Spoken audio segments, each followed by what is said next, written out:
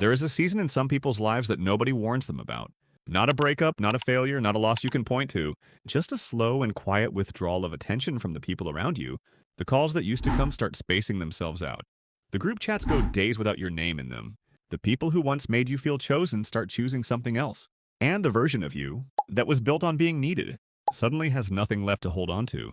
At first, you convince yourself it is temporary, that something must be wrong with your phone, that everyone is just busy, that the silence is a coincidence and not a verdict. But the silence stretches, and one evening you sit in a room that used to feel full and realize it has been a long time since anyone genuinely needed to know how you were doing. That moment arrives differently for every person. For some, it is a slow, uncomfortable awareness. For others, it hits suddenly like stepping off a ledge you did not know was there.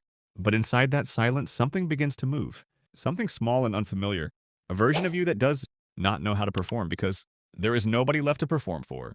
And for the first time in a long time, that version gets to speak. Not the version that made itself agreeable in rooms where it did not belong. Not the version that laughed too quickly to avoid the discomfort of honesty.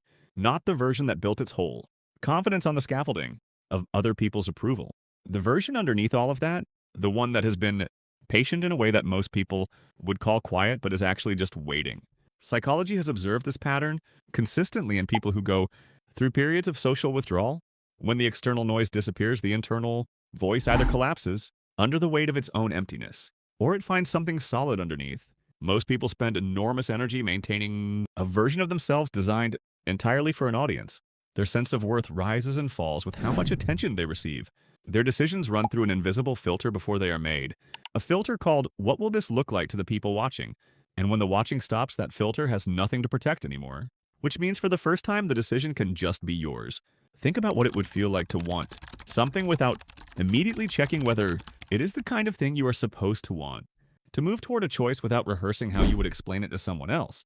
To build a day that belongs entirely to the life you are actually living rather than the one you have been curating for display. That is not a small thing.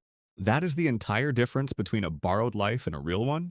The season when nobody is watching is terrifying because it removes the thing most people use to know they exist, the reflection in other people's eyes, but it also removes something else, the ceiling, the invisible agreement you made with everyone around you about how much of yourself was acceptable. And without that agreement, you get to find out what you are actually capable of. Not the edited version, not the version that stayed small enough to keep everyone comfortable. The full uncompressed version of a person who stopped asking for permission to take up space.